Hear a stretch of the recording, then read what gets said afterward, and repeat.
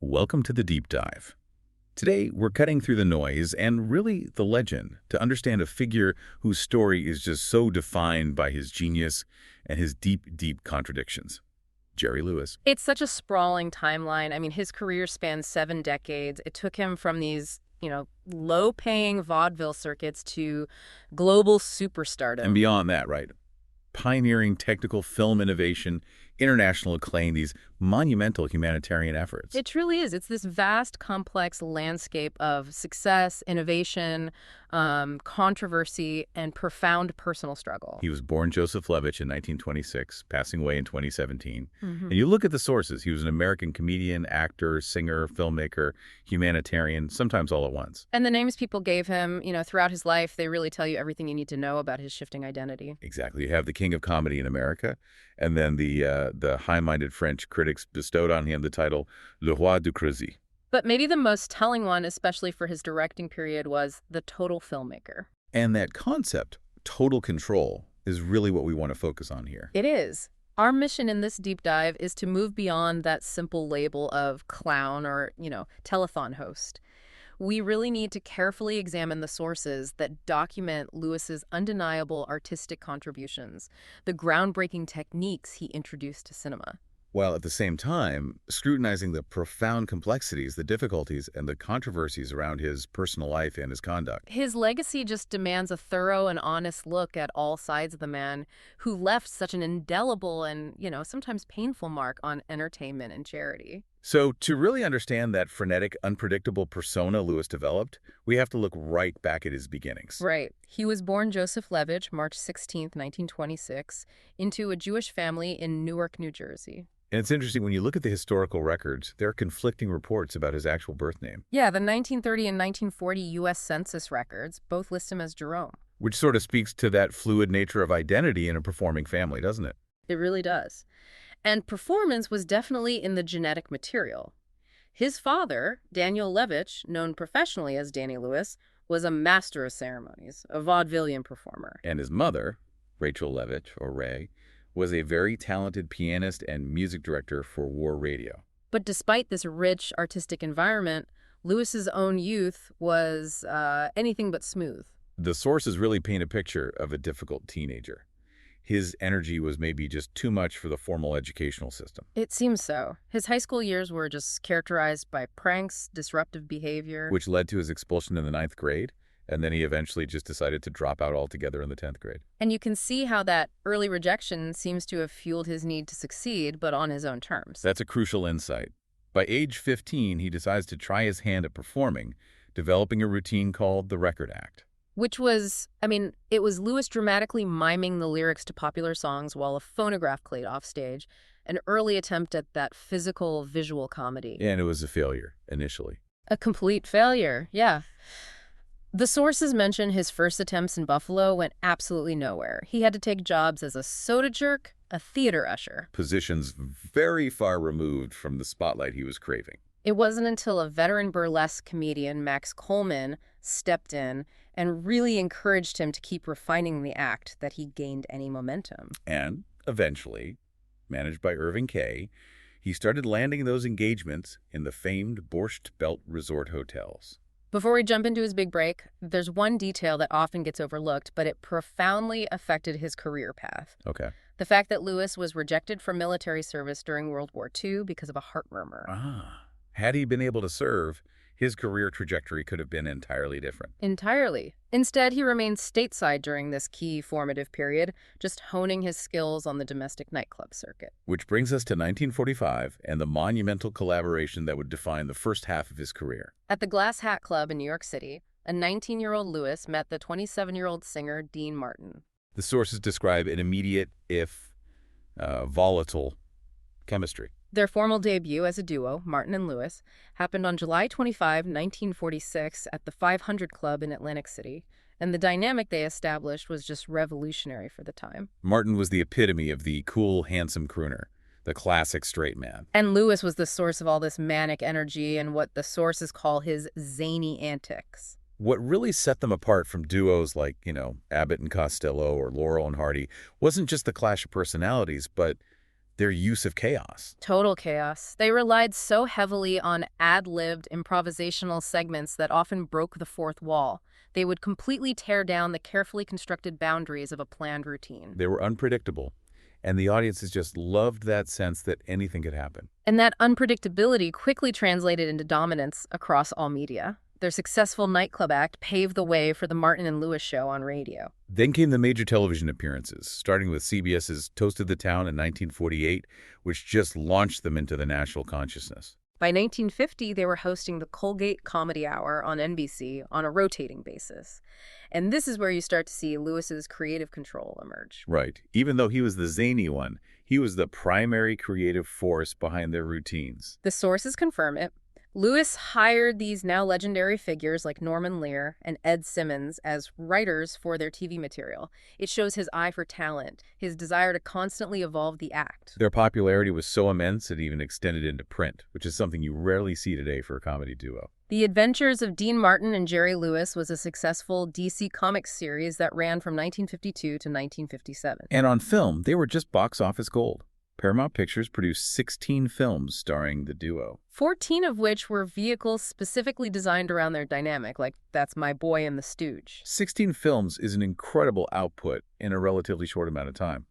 But despite that commercial peak, the sources detail this immense strain. By the mid-1950s, the partnership was just buckling under creative friction and, personal resentment. Culminating in their final live nightclub act on July 24th, 1956. The breaking point had been brewing for a while, and the sources frequently point to a specific, painful incident in 1954. The Look magazine cover. The Look magazine cover. They published a publicity photo of the team for a cover, but they notoriously cropped Dean Martin out entirely. And for Martin, whose identity was already challenged by Lewis's dominating physicality, this public erasure, it contributed significantly to his sense of embarrassment and his decision to seek separation. It did. The very dynamic that had made them so successful, the straight man eclipsed by the manic clown, ultimately, it fractured the relationship. That split was more than just a professional breakup. For Lewis, it was an existential crisis.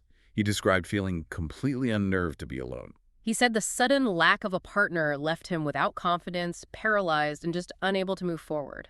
After a decade of performing as half of a team, he had to redefine his entire professional identity. The sources really confirm this was a moment of deep vulnerability for him. It was. And the catalyst for his transformation came, unexpectedly. Lewis received an urgent call from Sid Luft, Judy Garland's husband and manager. Right, asking Lewis to fill in for Garland in Las Vegas because she was ill. And Lewis hadn't sung alone on a professional stage since he was a child. He was terrified. So he goes out, performs some comedy, and then, despite his nerves, he decides to sing Rockabye Your Baby with Dixie Melody. And the audience reaction was just explosive. Lewis recalled the moment as a revelation. He said he walked off the stage knowing I could make it on my own. He'd spent 10 years being the zany half, and one evening he proved his depth and his versatility. The commercial payoff was immediate, and it just confirmed his viability. That single went to number 10 on the charts. And his album, Jerry Lewis Just Sings, reached number 3 on the Billboard charts, selling an astonishing 1.5 million copies. He quickly leveraged that success into financial security. He signed a 5-year deal with the prestigious Sands Hotel. And he would perform 6 weeks a year for the same pay the entire Martin and Lewis team had previously received. Unbelievable. With his performing career secured, Lewis focused intensely on the next challenge, taking total creative control of his film career. And this led to that landmark 1959 contract with Paramount, a deal that completely redefined the power dynamics between a studio and a star. It was revolutionary, not just for the money, but for the power structure. Lewis was guaranteed $10 million plus 60% of the profits for 14 films over 7 years. But the real prize in that deal was the unlimited creative control he secured. Exactly. The sources highlight that this included Final Cut, the ability to approve the final edited version of the film. A level of artistic autonomy virtually unheard of for an actor-director in Hollywood at that time, especially for a comedic star. The head of Paramount, Barney Balaban, understood the gamble but was willing to take it. He was famously quoted as saying, "If Jerry wants to burn down the studio, I'll give him the match." And that deal cemented his identity as the total filmmaker. His directing debut under this unprecedented contract was The Bellboy in 1960. And it was a fascinating experiment in efficiency and visual comedy. He filmed it quickly on a small budget while he was simultaneously performing at the Fontainebleau Hotel. And it was a very conscious move away from the scripted verbal comedy of the Martin era. Right, The Bellboy was almost entirely visual. It relied on a series of episodic blackouts and sight gags, with Lewis's character only speaking a single final punchline. It really demonstrated his confidence in using the camera and physical action to convey humor, not just dialogue. And his commitment to efficiency and creative independence led to Lewis's most significant technical contribution to the film industry, One that is still used globally today. the development of instant video playback during filming. Lewis affectionately dubbed the system Jerry's noisy toy. And we really need to unpack this because for you listening, the concept of a video assist system is standard now, but in 1960, this was basically science fiction. Can you explain what the impact was? Absolutely. Previously, directors and actors had to wait a full 24 hours for the film to be developed and processed into dailies before they could review their work. Lewis, who was impatient and hyper-efficient, commissioned a system that fed the image from a small camera mounted on the lens, or through a prism, a beam splitter, directly to a closed-circuit monitor right there on the set. So Lewis could watch a scene immediately after shooting it. Exactly. This allowed him to review his own performance, check the blocking, confirm the comedic timing instantly, So if a gag didn't land or the camera angle was wrong, he knew right then and there. which saves staggering amounts of time and expense, eliminating the need for costly reshoots days later. The sources confirm he received the Golden Light Technical Achievement Award for its development, a testament to how pioneering this innovation was. And he didn't stop there. Lewis continued to use his creative control for architectural and engineering innovation. You just have to think about The Ladies' Man in 1961. That film required a remarkable degree of technical ambition. Lewis constructed a custom 3-story, 40-room, dollhouse-like set that spanned 2 entire sound stages. And the structure was designed to eliminate the need for boom microphones overhead, which had traditionally restricted camera movement. Right. By building the set with completely open ceilings, Lewis could shoot down into any room, providing this panoramic, unrestricted view of the action. It was revolutionary for visual blocking. It allowed him complete freedom in camera placement, reinforcing his status as the total filmmaker who controlled not just the performance, but the environment itself. And of course, the culmination of this directorial period is often considered The Nutty Professor in 1963. A Dr. Jekyll and Mr. Hyde parody. Exactly. This film allowed Lewis to explore the complexity of duality. He contrasted the shy, clumsy, but brilliant Professor Julius Kelp with his suave, egotistical, and genuinely cruel alter ego, Buddy Love.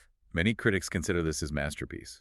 It showcases both his physical comedy and his ability to craft this sharp, psychological satire. Now, this is where the split between American and international reception becomes just fascinating and highly dramatic. While American critics often treated Lewis's directorial efforts as, merely extended sight gags, the sources show a completely different reaction in France. The French critics, particularly those associated with influential journals like Cahiers du Cinéma and Positif, hailed Lewis as an ingenious auteur. They viewed his films not as simple comedies, but as profound, existential, even anarchic works of satire. And we should probably define auteur theory for anyone who isn't familiar. Why did Lewis fit so perfectly into this European intellectual framework? Good idea. So auteur theory, which was gaining prominence in France at this time, proposes that the director is the primary author of the film, possessing a singular, recognizable style and thematic focus, like a novelist or a painter. And Deuce's situation was the textbook definition of this theory. He produced, he co-wrote, directed, and starred in his films. Every single frame bore his uncompromising personal signature. That complete control, from the technical innovations to the structure of the narrative, made his work resonate with the emerging French New Wave movement, which valued personal artistic expression above all else. They placed his filmography alongside giants like Howard Hawks, John Ford, and Alfred Hitchcock. Jean-Pierre Coursadon, a noted film historian, captured this contrast perfectly. He suggested in 1975 that the French critics were willing to look at what Lewis was doing as a filmmaker for what it was, rather than with some preconception of what film comedy should be. They saw his characters as reflections of the modern alienated man. Exactly. And while American pop culture often poked fun at the French-loving Lewis, in France, he was seriously studied as an innovator, a technical master, and a true satirist. Shifting gears now, because for so many people around the world, Lewis was not the total filmmaker. He was the man who cared. For decades, Lewis was globally synonymous with the Muscular Dystrophy Association, or MDA. The Jerry Lewis MDA Labor Day Telethon became this unparalleled institution, a broadcast event that ran for a staggering 44 years, from 1966 to 2010. The humanitarian scope of this effort is genuinely monumental. The sources confirm that the telethon raised over $2.6 billion during its run. Which made it the most successful and longest-running televised fundraising event in history. He transformed the entire concept of celebrity philanthropy. And the milestones are just jaw-dropping. It was the first telethon to raise over $1 million in 1966, which was an unheard-of sum for charity at the time. By 1985, it was seen by 100 million people, and by 1998, it was the first to be seen worldwide via an internet simulcast. This was peak cultural ubiquity. And the sources affirm Lewis received immense recognition for these efforts. He was nominated for a Nobel Peace Prize, and in 2009, he received the Academy's Jean Hersholt Humanitarian Award. More importantly, those funds directly fueled decades of MDA-funded science, leading to discoveries of genetic causes, treatments, and standards of care that have significantly improved the lives of people living with muscular dystrophy. But this success story is complicated by profound shifts in societal views. Right. The sources indicate that by the 1990s and 2000s, the telethon model and Lewis's specific approach began colliding with a dramatically changing view on disability rights. And that led to significant critical backlash. This is a critical point in Lewis's legacy. Disability rights activists raised serious concerns about the image being projected. The core critique focused on the show being designed to evoke pity rather than empower the disabled.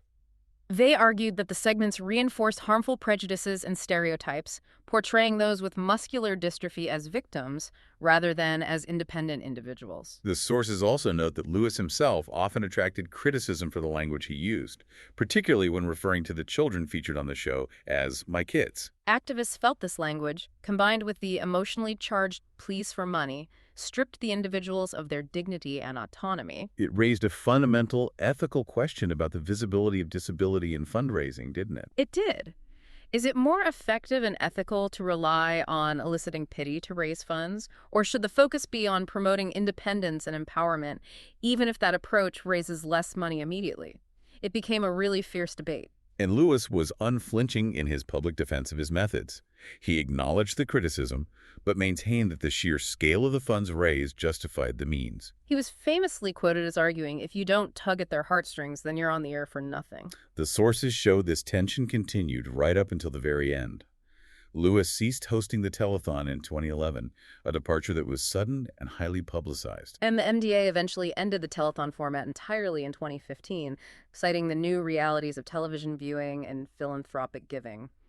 They acknowledged that the traditional 21-hour marathon just wasn't sustainable anymore. So if Lewis's professional life was characterized by this absolute control and public success, his private life was often marked by turmoil, chronic pain, and strained relationships, as detailed extensively in the sources. His first marriage, a 35-year union to singer Patty Palmer, ended in a very contentious divorce in 1983. Palmer's filings cited Lewis's highly extravagant spending habits and, significantly, his frequent infidelity throughout the marriage. And Lewis himself later publicly acknowledged these affairs, confirming relationships with prominent figures like Marilyn Monroe and Marlene Dietrich. It just adds another layer to that public perception of his complex, controlling, and often troubled personal behavior. And perhaps the most heartbreaking detail in the sources concerns his strained relationship with his children from that first marriage. Lewis explicitly and publicly disinherited his 6 children and their descendants from Patty Palmer in his final will.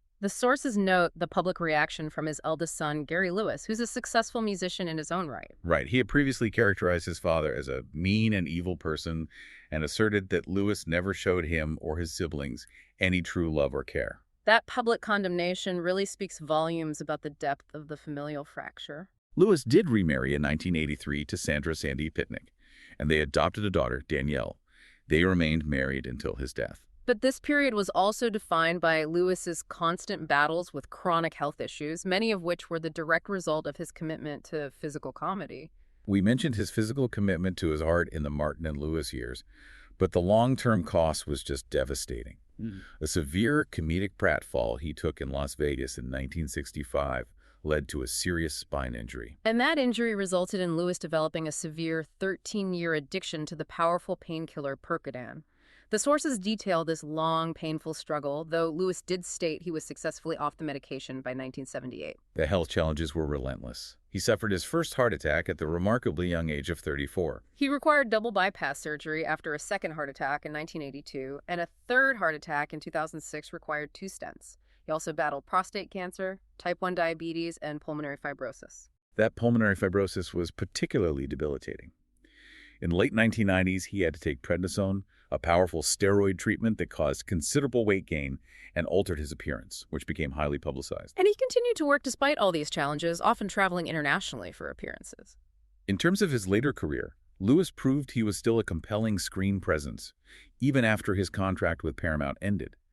He earned a BAFTA nomination for his serious dramatic turn as talk show host Jerry Langford in Martin Scorsese's 1982 film, The King of Comedy. He also continued to direct films, like Hardly Working in 1981. And of course, no discussion of Lewis's filmography is complete without mentioning the legendary unreleased project, The Day the Clown Cried from 1972. This was a Holocaust drama Lewis directed and starred in, playing a clown who was imprisoned and tasked with leading Jewish children to the gas chambers. The sources describe the film as notorious.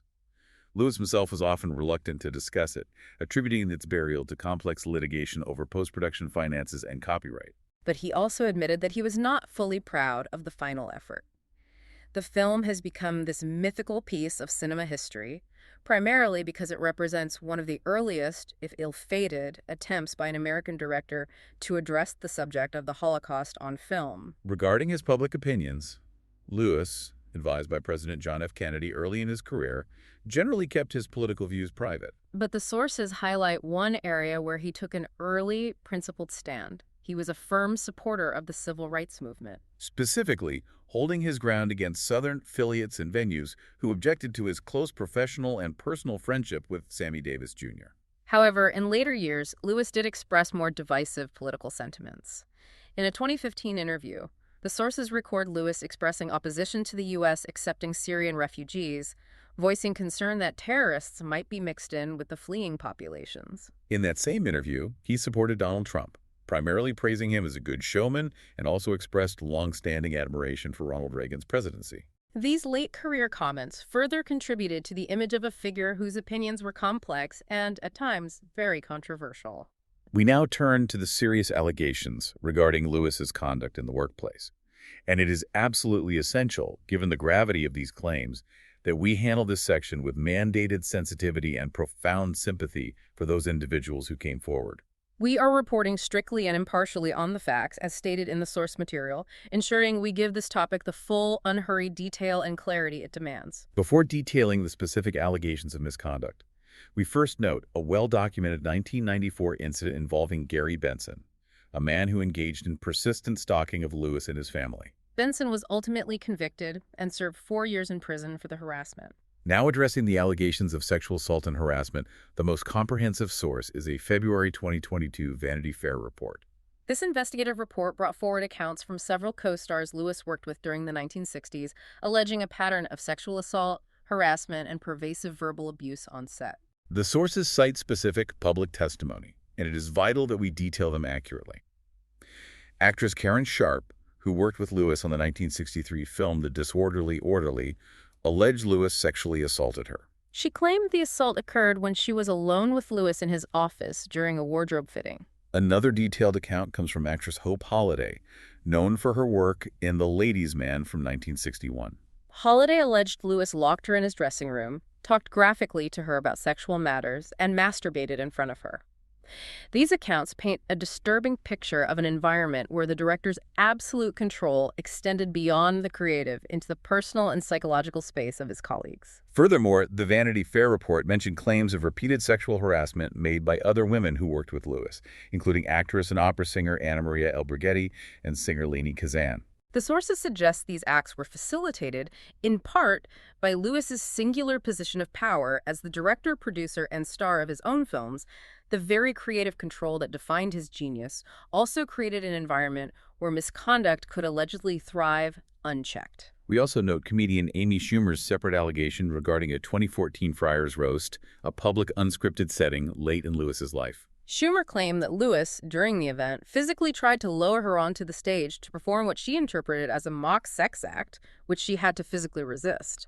The sources emphasize the difficult and serious nature of these claims. Reporting these allegations with the appropriate gravity and sensitivity towards the victims is paramount to providing a full, impartial accounting of Lewis's legacy. The total control Lewis demanded over his projects often translated into a level of personal power that, according to these sources, he severely abused. Considering the immense complexity we've explored, it remains crucial to synthesize Lewis's influence. Despite the profound controversies of his private life, the sources confirm that Jerry Lewis's impact on American popular culture and filmmaking from the 1940s through the 1960s was undeniable and significant. His comedic style, defined by the sources as half anarchy, half excruciation, was genuinely revolutionary in its physicality and aggression. His uninhibited facial expressions, his highly skilled, tightly choreographed slapstick routines. And that willingness to embrace total chaos on stage and screen broke molds that earlier generations of comedians had relied upon. The sources credit him with pioneering a type of physical, edgy, and improvisational comedic energy that directly influenced multiple generations of performers who dared to be weirder, more physical, or more challenging. And this lineage includes figures like Richard Pryor, the conceptual anarchy of Andy Kaufman, the childlike weirdness of Paul Rubens' Pee Wee Herman, and the hyper-expressiveness of Jim Carrey. That lineage is so clear. Jim Carrey himself famously stated, "I am because he was." Lewis's brand of excruciating manic vulnerability provided a roadmap for modern character comedy that pushed boundaries. And his directorial career, the one so often dismissed in America, continues to undergo critical reappraisal. The sources note that prominent critics and curators like Dave Kerr called Lewis one of the great American filmmakers. Richard Brody, a notable writer, echoed this sentiment, arguing that Lewis was one of the most original, inventive, and profound directors of the time. And this high level of praise wasn't just about the humor, it was about his singular vision. It stemmed from his practical commitment to the auteur theory, serving as the producer, writer, director, and star demonstrating complete artistic control. He leveraged that power to manifest a distinct comedic vision that was years ahead of its time, incorporating surrealism, deep psychological satire, and groundbreaking technical methods. So we close this deep dive with a moment for reflection on the totality of this life.